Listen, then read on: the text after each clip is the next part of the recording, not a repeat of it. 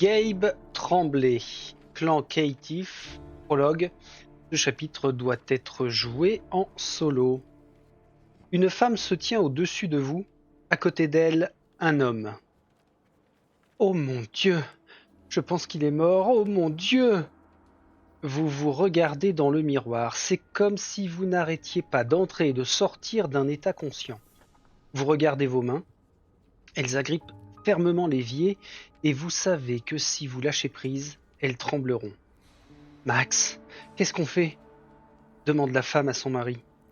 Vous pouvez les entendre au loin, comme si vous rêviez. Leurs silhouettes sont floues comme à travers un brouillard. Max est corpulent et musclé, avec des bras poilus et une peau bronzée. Il semble sous le choc. Il y a quelque chose dans sa poitrine, et ses yeux ne sont pas complètement fermés. Peut-être est-il encore en vie, on devrait le retirer, essayer de l'aider. Votre tête est comme dans du coton, comme si vous aviez été renversé par un camion. Un son répétitif résonne à l'intérieur de votre crâne. Vos yeux sont vitreux et injectés de sang. Les cernes que vous avez toujours eues semblent soudainement beaucoup plus foncées et votre peau semble plus pâle. Une partie de vous ne veut pas se souvenir, et pourtant... « Merde! Il est vivant !» s'exclame la femme. Elle semble à la fois paniquée et rassurée. « Ça va aller. Attrapez ma main. Max, appelle le 911 !» Ce sont ses derniers mots. Vous plongez vos crocs dans son poignet droit, le sang jaillit, vous déchirez la chair tendre et commencez à avaler avidement le liquide vermillon. Un cri perçant retentit qui devrait vous glacer jusqu'aux os. Au lieu de cela, il vous rend plus frénétique. Il y a une bête à l'intérieur de vous maintenant, la bête, et elle a besoin de se nourrir. La femme parvient à vous arracher ce qui reste de son bras et tombe à la renverse.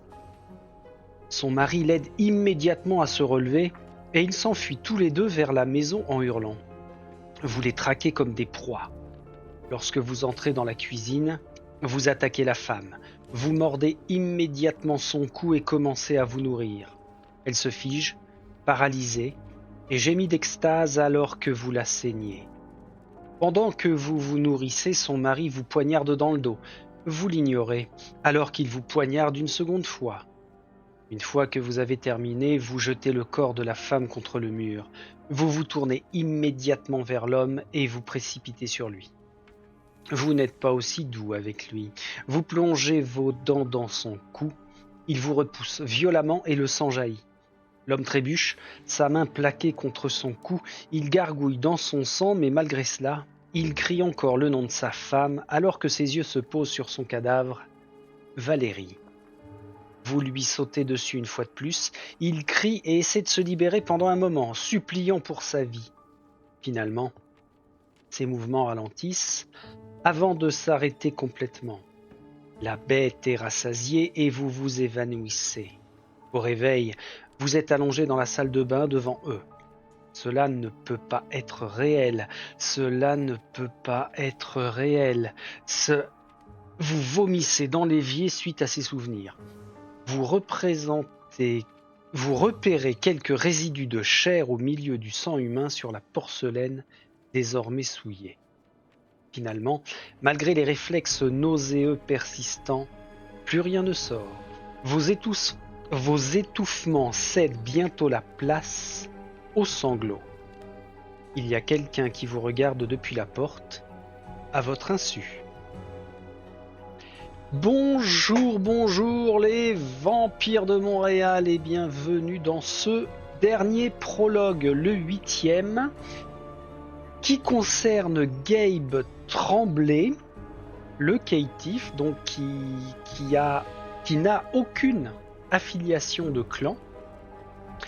Et c'est assez particulier. On a une feuille de personnage entièrement vierge, hein, c'est ce qui était annoncé dans les règles. En fait, on le construit comme on veut, celui-ci. Bon, on a des règles à respecter, mais enfin, dans l'idée, c'est vraiment un homme ou une femme. D'ailleurs, c'est représenté de cette façon-là sur sur la feuille de personnage, sur le carton. Alors j'ai pas positionné bien sûr d'éléments qui vont permettre de déterminer ses dégâts, sa volonté, sa soif, même si, on le sait maintenant, on commence systématiquement avec un en soif. Ah d'ailleurs, je vais en profiter tant que j'y pense. L'énergie, tu avais posé une question, tu pensais te souvenir que dans les vidéos de règles, on ajoutait un dé rouge par tranche de 2. Alors écoute, si je me réfère seulement à la page 18 et sans aller chercher plus loin, en ce qui concerne le marqueur de soif, donc ça c'est page 18, ils disent: lorsque vous tentez d'accomplir une tâche, échangez un dé noir contre un dé rouge pour chaque point de soif que vous avez. Donc à ce stade-là des règles, c'est vraiment un point de soif égale un dé rouge. Alors ça aurait pu être sympa d'avoir effectivement un dé rouge par tranche de 2. Mais sauf erreur de ma part et contradiction un petit peu plus loin dans les règles, c'est vraiment 1 pour 1. Donc oui, ça c'est pénalisant. Mais jusqu'à présent, honnêtement, sur les 7 premiers prologues qu'on a réalisés, le fait d'avoir 2 dés rouges, ça s'est produit à plusieurs reprises, hein, on s'en est quand même plutôt bien tiré, surtout avec les points de volonté qui permettent de relancer au moins les dés noirs. Donc ça, on est bon. On est bon là-dessus. Alors, avant vraiment de démarrer ce dernier prologue, je précise que pour l'instant, je les ai enchaînés, vraiment histoire de s'imprégner des règles au maximum, mais sans aller chercher le point de règle pile poil au bon moment. Ça, je prendrai le temps de le faire dans les jours qui vont venir pour finaliser le mémo et puis que l'on s'intéresse un petit peu plus au démarrage de la campagne. Alors Gabe, on va pas le construire là, hein. On va prendre vraiment son prologue, il est pas très épais, puis on va voir ce qu'ils nous veulent, comment ça va être joué. Le lien avec le 7e scénario dans lequel Jade, Lynn Duplessis, a enquêté est vraiment très bien parce que là, on savait que Gabe était le coupable sur le meurtre du couple. Mais là, on va en apprendre plus sur son histoire. Alors l'objectif, c'est souvenez-vous de votre passé. En action, lisez l'événement E1 et il n'y a pas de tuile à placer pour ce chapitre. C'est bizarre, mais c'est comme ça. On va avoir une vraie conclusion après, par contre. Donc bon, si on place pas de tuiles, alors je fais quoi, moi? Je mets notre ami Gabe ici sur le côté, sur le plateau quand même. Même s'il est... on a la poignée de dés là, on va voir si on les utilise. Donc il est là. Il est tout seul, perdu dans son propre esprit peut-être. Et puis on va voir où ça nous emmène. Donc, événement 1. Alors, sur la table des matières, on voit qu'on n'aura affaire qu'à des dialogues, Caleb et Betty, et puis des événements. On entame page 19. Événement E1, observez. Vous tournez votre regard vers les 2 intrus qui vous observent depuis l'encadrement de la porte. L'un d'eux est une femme blonde portant un luxueux vêtement extravagant. Elle a un air presque anachronique. L'autre se tient derrière elle, il est de grande stature et vous avez du mal à le distinguer dans les ténèbres. Néanmoins, vous constatez qu'il s'agit sûrement d'un homme chauve. La femme sourit malgré son air inoffensif, elle dégage presque une aura prédatrice. Bonjour Gabe. Ça nous emmène au dialogue Caleb et Betty en D1. Alors c'est cette personne-là. Caleb, c'est celui qui est venu nous chercher quand on a joué Jade. Et la mistinguette, là, ce serait pas une des personnes que l'on a vues au tout début de l'un des prologues, je crois. Hein. Quelque chose qui cloche. Comment vous connaissez mon nom ? Demandez-vous. Le sourire de la femme s'élargit. Disons que j'ai mes sources, mon cher.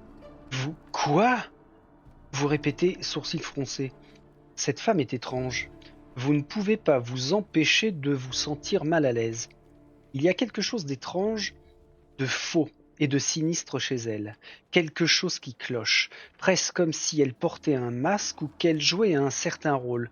Vous secouez la tête. Oublions ça, dit-elle. Où sont mes manières? Tu viens tout juste de te réveiller et me voici bavardant à propos de moi-même. De quoi parlez-vous, putain? Vous la coupez sèchement. Elle commence à vous taper sur les nerfs. Ses traits s'adoucissent à ce moment et elle joint ses mains. Gabe, mon cher, dis-moi, quelle est la dernière chose dont tu te souviens?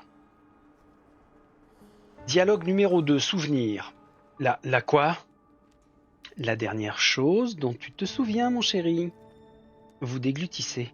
Vous jetez un coup d'œil instinctif à l'évier et ses contenus macabres. Vous résistez à la forte envie de vomir à nouveau. Comment est-ce que cette femme sait que votre mémoire est détraquée? Est-ce qu'elle et l'homme sont des agents de police? Parlant de l'homme, il n'a toujours pas dit un mot. Jusqu'ici, il est resté plutôt en arrière. Vous frémissez. Viscéralement, vous sentez qu'il y a quelque chose de presque répulsif chez lui. Il fait le choix de se tenir à l'écart, mais pourquoi? Vous décidez de mentir à la femme le mieux possible. Rien, j'ai juste... Vous bégayez. À part l'adorable couple que tu as assassiné, bien sûr. Vos yeux s'écarquillent de stupéfaction. Ce qui nous amène en dialogue numéro 3 des morceaux. Comment est-ce que vous... Je sais beaucoup de choses, ronronne la femme, apparemment fière d'elle. Qui êtes-vous? La blonde penche la tête sur le côté rayonnante. Je m'appelle Betty, Betty Duhamel, et lui là-bas, c'est Caleb. Il fait respecter les lois dans notre ville. On est là pour t'aider. Je ne comprends pas. Comment est-ce que vous saviez que j'étais ici? Et pourquoi voudriez-vous m'aider? La femme secoue la tête dédaigneusement à votre remarque. Oublions ça. Je t'expliquerai tout ça plus tard, ne t'inquiète pas, chaque chose en son temps. Tout ce que tu dois savoir, c'est que tu n'as rien à craindre. Betty. La silhouette à l'arrière parle finalement d'une voix grave et basse. On n'a pas beaucoup de temps. Sa voix est étonnamment apaisante. De temps pourquoi, vous vous demandez? Betty se tourne brièvement pour regarder la grande silhouette sinistre. Désolé, j'essayais juste de le dégourdir un peu. Vous vous détendez un peu. Une partie de vous sait que vous ne devriez pas complètement baisser votre garde, mais le reste cependant sait que ces deux sont comme vous, d'une certaine façon. Peu importe ce que ça veut dire, au moins ils n'ont pas l'air de vous vouloir du mal. Quoi qu'il en soit, dis-moi mon chéri, à part le couple, y a-t-il autre chose dont tu te souviennes? Tout peut nous être utile. Ah non, pardon. Tout peut nous être utile, ajoute la silhouette sinistre à l'arrière. Vous prenez une grande inspiration et fermez les yeux en vous efforçant de vous souvenir. Dialogue 4. Réalisation. De nouveaux flashs.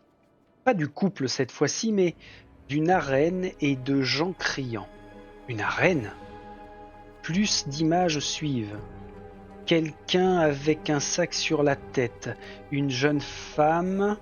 Elle pleure. Gabe, vous haletez et ouvrez vos yeux. Vous touchez votre torse où votre cœur devrait être, mais vous ne sentez aucun battement. Vous levez le regard vers la femme devant vous et l'homme à l'arrière avec peur et réalisation. Je suis... D'autres flashs, cette fois-ci des images, de pelles vous tombant dessus. Une affreuse douleur saisit votre corps et puis plus rien. La femme blonde vous sourit. Eh oui, mon cœur, tu es mort. Dialogue 5. Contrôle. Mort. Le mot résonne drôlement dans vos oreilles. Vous regardez la femme et le grand homme à l'arrière, obscurcis par les ténèbres, et vous la sentez. Cette rage dans vos souvenirs, l'envie de tuer et de déchiqueter. La bête s'éveille, elle veut plus de sang. Faites un test de la bête, donc des rouges. Un seul des rouges.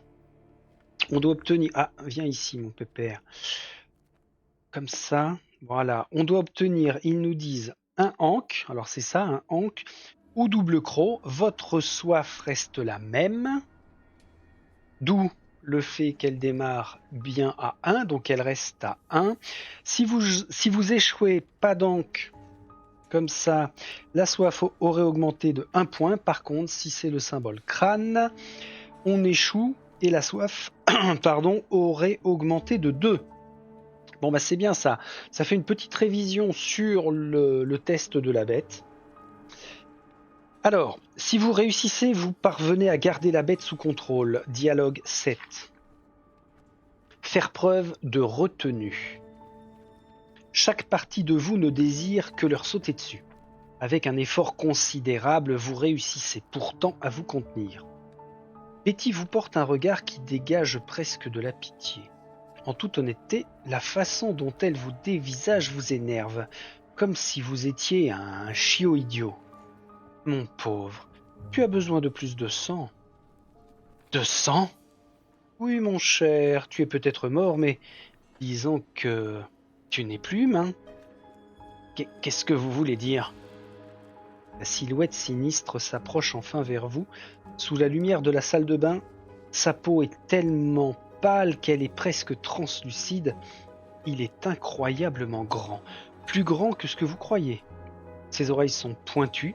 Il n'a aucun poil et, plus important encore, il est absolument hideux. Et pas humain, même pas près de l'être.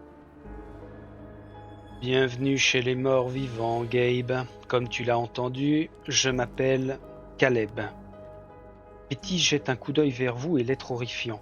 Vous les regardez fixement alors que vous réalisez quelque chose. Dialogue 9. Apprivoisé. Betty, attrape la fiole de sang dans ma poche, ordonne l'homme. La femme blonde obéit et après l'avoir sortie, l'ouvre. Caleb agrippe vos cheveux et d'une main tire votre tête vers l'arrière, tenant votre mâchoire ouverte de l'autre. Betty verse le contenu de la fiole dans votre bouche. Alors que vous avalez avidement le liquide vermillon, vous sentez l'influence de la bête diminuer. Réduisez votre soif de 1. Finalement, vous arrêtez de vous débattre. Vous vous sentez un peu nébuleux. Betty se penche vers vous, son expression faciale quelque part entre l'inquiétude et la curiosité. Caleb vous regarde avec méfiance, probablement pour déterminer si vous attaquerez de nouveau ou si vous êtes finalement calmé. Bien que vous ne soyez pas en pleine forme, vous rassemblez la force nécessaire pour parler. Vous êtes... Leurs yeux restent rivés sur vous. Dialogue 9. Descendant. Vous êtes des vampires ? Betty hoche la tête. Nous sommes des descendants, Gabe. Et toi aussi. C'est comme ça que nous nous appelons. Descendants. Je crois qu'il y en avait d'autres comme vous. Ils m'ont forcé à me battre. L'expression de Caleb s'assombrit. Betty se mord la lèvre inférieure, l'air inquiet. As-tu souvenir d'autre chose, Gabe ? La voix de Caleb contraste fortement avec son apparence. Étrangement, vous y êtes presque accoutumé maintenant. À la place, vous êtes distrait par les pensées intrusives, des souvenirs, de cris et des hurlements. Des souvenirs d'effusion de sang dans une arène. Événement 4.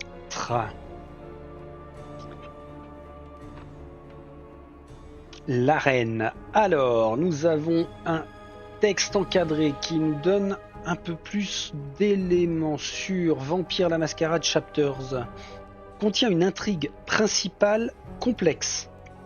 Vous allez souvent, en tant que joueur, être incité à faire des choix moraux qui vont avoir un impact sur la jouabilité du jeu pour le reste de la campagne. Progressez donc prudemment et réfléchissez bien avant de prendre des décisions Autrement, vous pourriez perdre une partie de votre humanité. L'humanité est votre dernière protection contre la bête intérieure, la part de vous qui a une soif de pouvoir, de sang et de contrôle. Les personnages perdront de l'humanité en commettant d'horribles actes, meurtres, diableries et autres actes immoraux. Des actions altruistes peuvent aider à minimiser la perte d'humanité.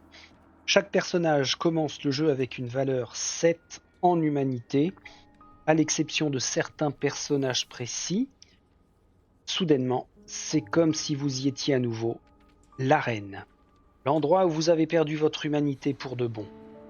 Donc, on a tous une carte humanité avec une valeur de 7 qui est la plus élevée, et plus on en perd, plus on va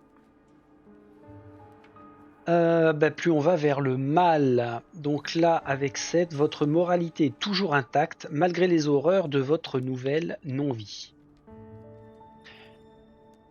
Événement 5. Que les jeux commencent. Placez votre marqueur de soif sur 3. Ah bah super. Et souvenez-vous, à chaque fois que vous faites un test de la bête, vous risquez de réveiller la bête et d'entrer en frénésie. Vous aviez été jeté quelque part avec un sac sur la tête. Vous étiez tombé par terre. Jamais vous n'aviez ressenti une telle terreur. Quiconque vous avait emporté jusque-là, vous saviez que cela ne présageait rien de bon. Des chuchotements et des rires sardoniques résonnaient autour de vous, presque comme un refrain ou des chants sataniques. Vous pouviez finalement voir. Le sac obstruant votre vision avait été enlevé. Vous vous êtes retourné, mais il était déjà trop tard. Vous n'aviez pu voir que d'énormes portes se refermer. Vous avez regardé les grands murs vous encerclant et vous gardant prisonnier. Plus haut, dans les tribunes, vous arriviez à percevoir ce qui semblait être des personnes, sauf qu'ils affichaient tous un air inquiétant. Il y avait quelque chose qui clochait chez eux. Ils semblaient se moquer de vous.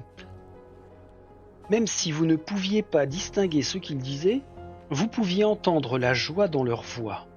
Ils attendent quelque chose. C'est à ce moment-là que vous avez aperçu une autre porte, très semblable à celle qui s'était fermée derrière vous. En émettant un fort grincement, elle s'était ouverte. Regardez la seule chose que vous pouviez faire. Événement 7. L'autre côté. À votre grand désarroi, 2 des hommes inquiétants avaient amené une autre personne avec un sac sur la tête. C'était une femme. Elle a trébuché, sanglotant à travers le sac. « Livraison !» avait craché l'un des hommes. « Amuse-toi !» s'était exclamé l'autre. Les deux avaient éclaté de rire et, avant que vous ne puissiez réagir, ils avaient disparu derrière les énormes portes qu'ils avaient claquées derrière eux. La femme devant vous tremblait. Vous vous souvenez de cela très clairement. « Tout va bien, je ne vous ferai pas de mal. » Vous aviez figé à ce moment-là. Quelque chose vous secoua. Une force inquiétante, comme une bête affamée s'éveillant pour la première fois. La bête. À l'époque, vous ne saviez pas ce que c'était. Tout ce que vous saviez, c'est que vous aviez faim, et la personne sanglotante devant vous semblait être le repas parfait. Oh mon Dieu! Mais qu'est-ce que ces gens m'ont fait? Événement 10.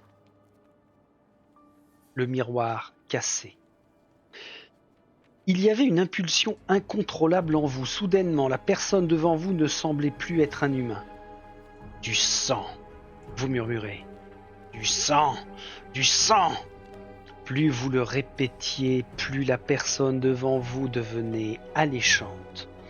Votre vision devenait rouge, littéralement. Vous aviez l'impression de pouvoir entendre son cœur pomper le sang dans ses veines. Délicieux, appétissant, addictif. Je veux juste goûter. Gabriel, vous vous étiez immobilisé net et la bête en vous recula soudainement. Le peu qu'il restait de votre humanité refaisait surface. Vous étiez blessé et apeuré. Gabe, est-ce toi? Vos bras devinrent mous et les cris du public parurent plus lointains que jamais. La personne avec le sac sur la tête était votre sœur.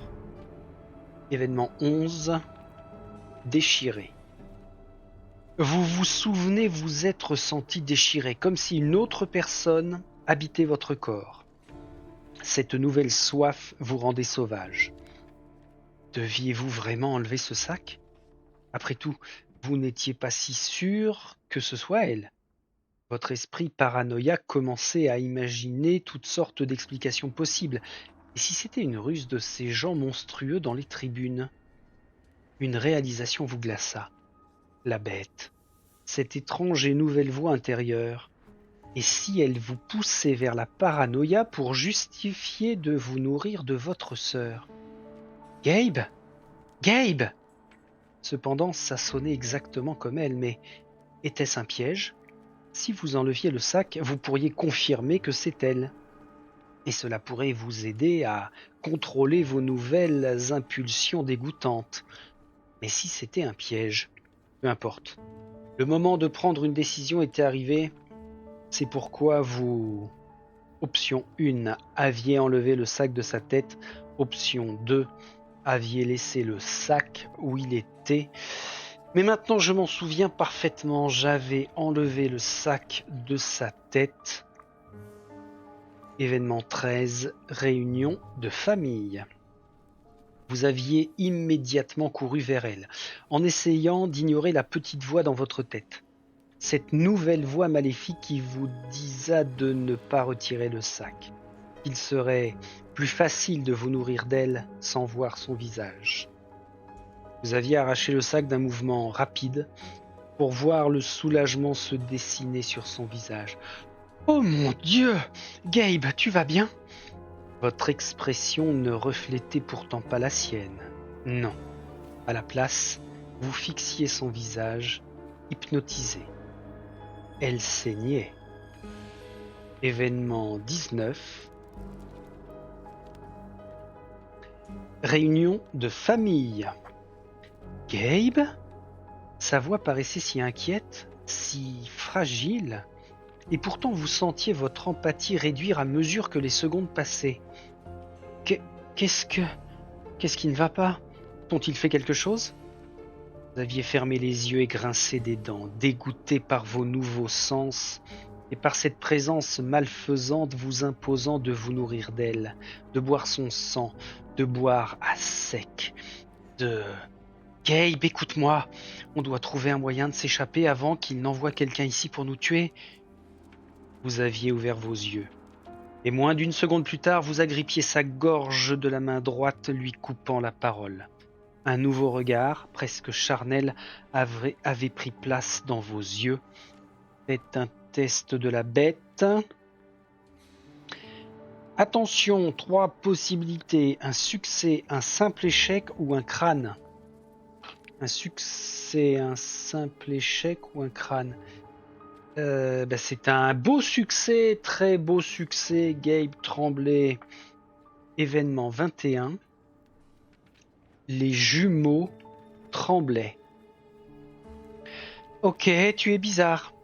Étrangement, l'air décontracté avec lequel elle avait dit tout cela vous avait sorti de votre transe. Ton visage est bizarre. Vous aviez répliqué instinctivement. Ah, les jumeaux. Mon visage est pareil au tien, imbécile. Vous aviez poussé un gloussement, sentant un retour à la normale. Tu m'as fait peur pendant un instant, elle avait ajouté, paraissant beaucoup plus sérieuse cette fois-ci. Le court moment de bonheur était arrivé à sa fin.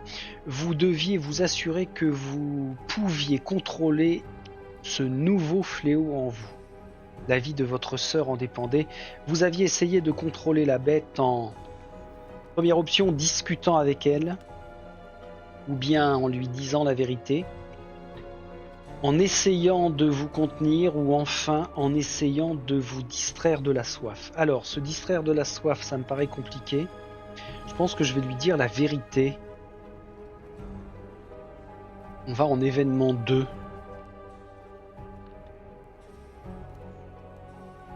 Boire. Écoutez, vous avez commencé. Je ne sais pas ce qu'ils m'ont fait, mais Vous vous forciez à ne pas regarder les foutues gouttes de sang et essayez d'oublier le son incessant qu'elles faisaient en s'écrasant au sol. Quelque chose ne va pas, je veux pas te faire du mal. Ses yeux se sont remplis d'inquiétude. Genre, me frapper ou... Non. Loon, je veux te dévorer.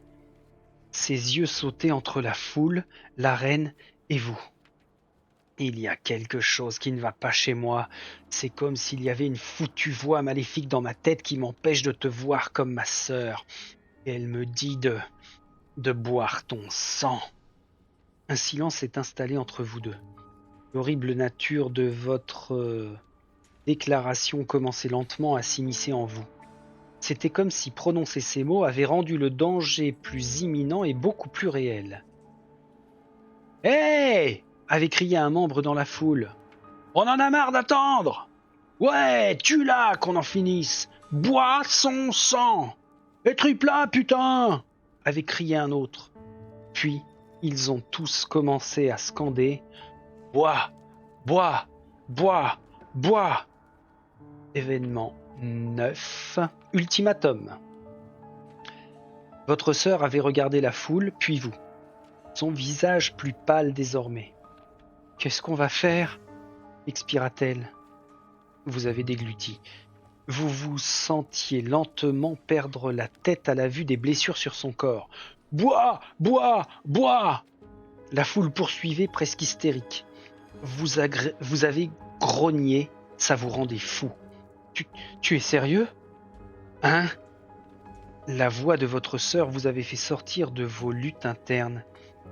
Tu as besoin de mon sang pour te sentir mieux ? Vous aviez hoché la tête, combattant l'envie de contempler les... Plic, plic. Putain, la soif. Elle vous rendait fou. Vous deviez trouver un moyen de tout faire cesser, alors vous aviez dit à la foule de se taire, aviez envisagé de vous arracher à votre humanité à vous attacher à votre humanité le plus possible, aviez essayé d'apaiser la bête. Ah ! 3 options. Dire à la foule de se taire, même pas en rêve. On est là pour qu'ils obtiennent ce qu'ils attendent, donc ça va pas le faire. On a essayé de s'attacher à notre humanité le plus possible, pourquoi pas. Ou essayer d'apaiser la bête. Alors pour apaiser la bête, ça veut dire forcément boire son sang. Est-ce qu'on a moyen quand même de ne pas la tuer, notre chère sœur là ? Pas évident, hein ? On va tenter le coup de l'humanité, on sait jamais. Est-ce que Gabe va être fort ? Non, j'y crois pas. Allez, on va essayer d'apaiser la bête. Événement 16. Quelle grossière erreur. Événement 16. Inhumain. Elle vous regardait en tremblant. Gabe, s'il te plaît, je suis ta sœur. Vous n'entendiez même plus ces mots. La bête avait pris le contrôle, vous ne vouliez que boire. Vous aviez enfoncé vos dents dans sa jugulaire avec vitesse et force. Vous aviez bu jusqu'à la dernière goutte alors qu'elle se débattait et criait. Au bout d'un moment, vous vous étiez retiré en déchiquetant un lambeau de chair. Vous avez continué encore et encore, la saignant à blanc en arrachant des morceaux de chair à chaque morceau. Quand vous aviez terminé, elle était à peine reconnaissable. Elle était morte aussi. Vous aviez relâché son corps avec négligence, comme si ce n'était plus la personne dont vous aviez été le plus proche. En arrière-plan, la foule applaudissait. Perdez 1 d'humanité. Ah ! Alors, les cartes humanité sont où ? Ce sont de petites cartes. Humanité, ici. Alors, on passe à 6. Donc, il y en a 4 hein, de chaque valeur parce que on peut jouer la campagne jusqu'à 4 joueurs. Alors, à 6, qu'est-ce que ça fait ? Commencez chaque chapitre avec un bonus de +1 en intimidation. Ah oui, d'accord. C'est pas négligeable quand même, intimidation. Ensuite, prenez la carte effet numéro 50, faible volonté. Numéro 50. Alors ça c'est combien? 61, on en est loin.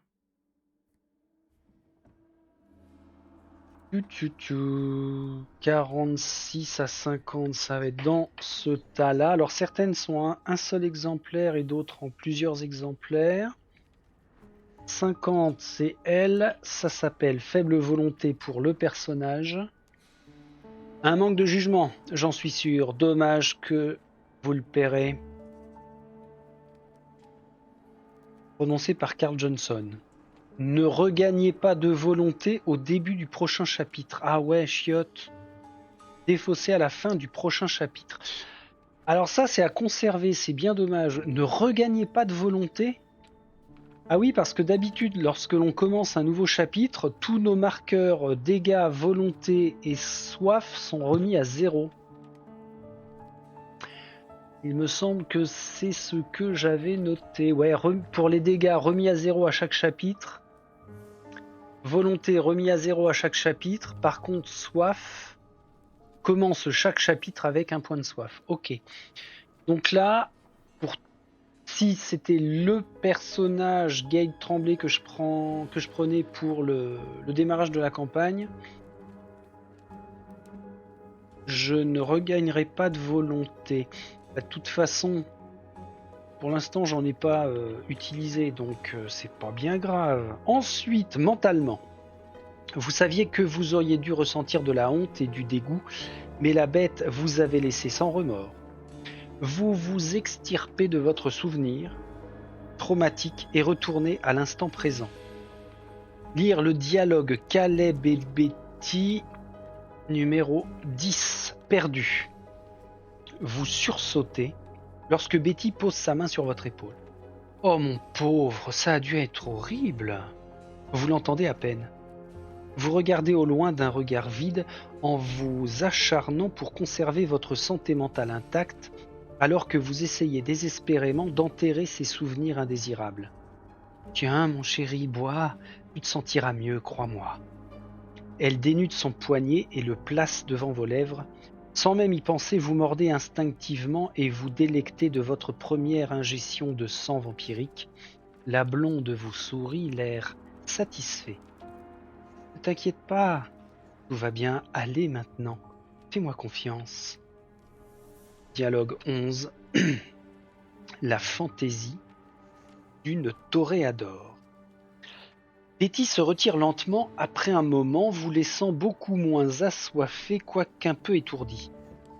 Gabe, mon chéri, on ne peut pas rester ici. La police est en route et ils arriveront bientôt. Elle tapote doucement votre bras gauche. Je vais te donner quelques secondes pour te rassembler les idées, d'accord ? Rejoins-nous dans le salon quand tu es prêt. Vous hochez la tête apathiquement. Betty sort de la salle de bain et ferme la porte. Elle trotte ensuite vers le salon en riant. Caleb attend dans le milieu de la pièce, la regardant avec désapprobation. « Je sais ce que tu as fait, j'espère que tu réalises les conséquences de tes actes. » Oh, il pourrait être utile, considérant ses souvenirs du sabbat et tout ça. Par ailleurs, il avait l'air tellement désespéré et tellement... Eh bien, adorable. Tu n'aurais pas dû lui faire boire ton sang. Tu ne sais rien de ce nouveau-né. Betty sourit sournoisement. Dialogue 12, le nouveau jouet de Betty. C'est un caïtif, Caleb. Pas besoin que je te rappelle qu'il est mieux avec moi pour protectrice que seule. Le Nosferatu grimace. Je n'aime pas tes pratiques, mais qu'il en soit ainsi. J'espère que tu réalises qu'il est ta responsabilité maintenant, considérant qu'il est lié à toi. Elle hoche la tête sèchement rayonnante. Bien sûr. Vous sortez de la salle de bain à ce moment-là. Betty se tourne vers vous avec enthousiasme. Gabe, chérie, comment vas-tu? Prêt à partir? Vous sentez monter une contrariété ainsi qu'un profond étrange attachement envers la descendante blonde. Vous êtes maintenant lié à elle, rempli d'une sorte d'affection intense et de loyauté hors de votre contrôle.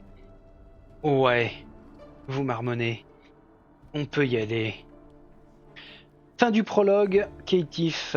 Vous pouvez lire la conclusion au verso de la page d'introduction du prologue dans le livre d'histoire. Alors, conclusion. Gabe, chérie, tu t'en sors? Ça va, rétorquez-vous sèchement. Plus vous passez de temps avec la femme, plus elle vous énerve. Vous marchez tous les deux vers sa voiture. Au fait, aussi évident que cela ne soit, ne sors pas pendant la journée, d'accord? Vous roulez des yeux alors qu'elle déverrouille la porte de la voiture avec un bip de son porte-clés. Oui, tout le monde le sait. Quelque chose vous dit que vous n'aurez pas besoin de beaucoup parler en sa présence. Betty ouvre sa porte et entre. Vous montez à côté d'elle et attachez instinctivement votre ceinture de sécurité. Vous vous demandez immédiatement si vous devriez même vous en préoccuper, étant donné que vous êtes mort. Mais vous décidez quand même de la laisser. Ok, prêt? Betty met la clé dans le contact et la tourne. Tu as de la chance d'une certaine manière, tu sais. Vous ricanez amèrement. Oh, je ne veux pas dire en ce qui concerne ta vie ou ton étreinte. Cela semble juste atroce. Je voulais dire sur le fait que je t'ai trouvé. Le prince tient un Elysium d'urgence, vois-tu? Vous avez à peine le temps de poser des questions avant que Betty ne se lance dans une diatribe sur l'Elysium et sur la disparition de certains membres de son clan, les Toréadors. Vous acquiescez poliment, mais vous pensez à autre chose de temps en temps. Une grosse réunion avec seulement des vampires. Malgré vous, vous êtes curieux. À quoi cela peut-il ressembler? Gagnez 1 point d'expérience chacun. Vous pouvez maintenant jouer les autres prologues ou lire l'introduction à la campagne. Eh bien, on passera à l'introduction à la campagne une prochaine fois, ça fera l'objet d'autres vidéos. Je ne vais pas forcément faire l'intégralité de la campagne, mais ce que je veux voir avant tout et surtout pour me faire un avis définitif, c'est au moins d'enchaîner, je sais pas, peut-être les 5 premiers scénarios de Vampire la Mascarade Chapters pour vraiment vous donner mon avis. Alors si vous avez suivi les différents prologues que j'ai réalisés là en vidéo, il y a eu du bon, il y a eu du moins bon.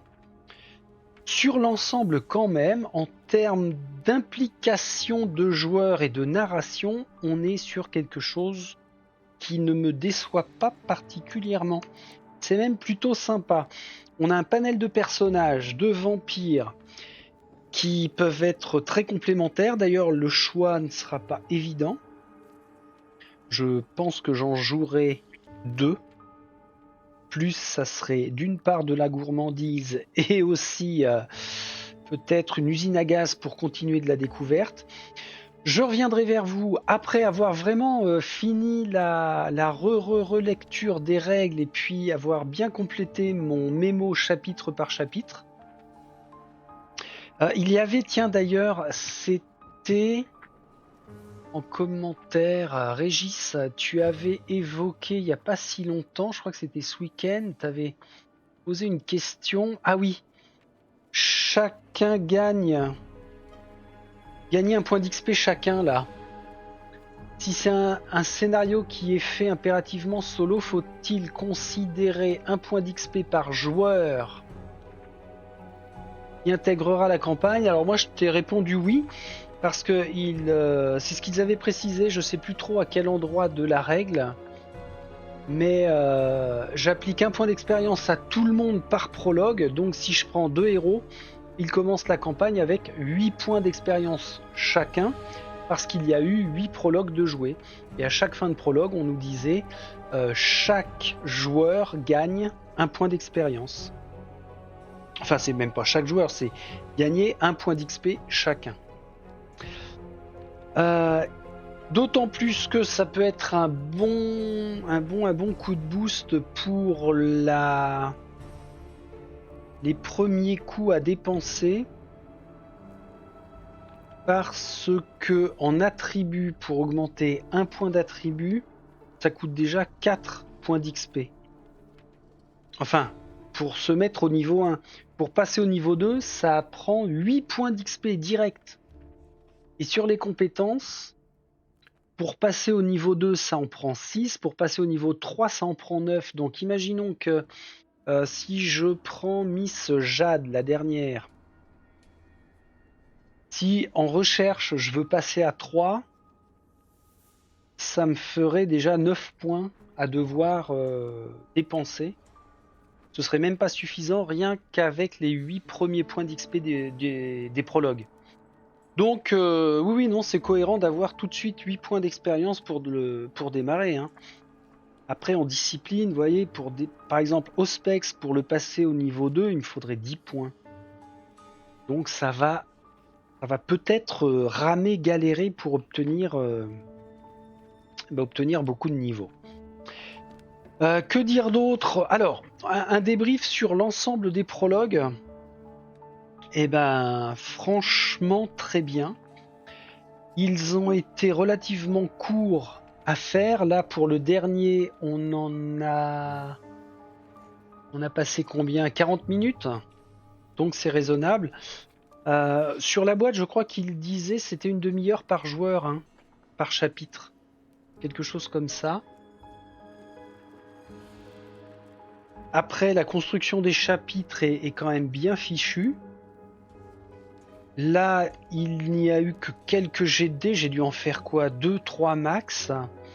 Et une fois sur les tuiles, on sera à même quand même entre les dialogues, les interactions avec les jetons d'enquête, les combats et puis les investigations, on a quand même de quoi faire. Et ce que je veux voir, moi, c'est si eh bien, les premiers chapitres à jouer sont bien construits et sympas. Bon. En tout cas, j'aurais beaucoup à dire sur Vampire la Mascarade Chapters. Alors, vous avez été plusieurs à me demander au cours des prologues à me demander mon avis. Et je vous ai répondu à tous, toutes, que j'avais besoin d'un peu plus quand même, un peu plus d'heures de jeu pour vraiment avoir un avis définitif, sachant que la colère reste quand même bien présente sur le fait qu'ils ont bâclé la finalisation de leur jeu entre figurines, texte et errata. Donc ça va peser lourd. Mais, en étant honnête, le thème vampirique est bien respecté. Enfin, le thème du jeu de rôle, Vampire la Mascarade, est bien respecté. Et ça a l'air quand même vraiment d'amener une campagne très intéressante. Mais ça, on le découvrira les prochaines fois. Je vous dis donc, pas spécialement à très vite parce que on va faire une petite pause puisque j'ai reçu Marvel Zombie et j'ai envie de faire le déballage, comme ça je pourrais avancer aussi sur la peinture de ces figurines. Donc on retrouvera Chapters dans les 15 jours, je suppose, voire dans les 3 semaines. Allez, prenons un petit peu de marge. Allez, sur ce Vampire de Montréal, je vous dis à très vite. Salut.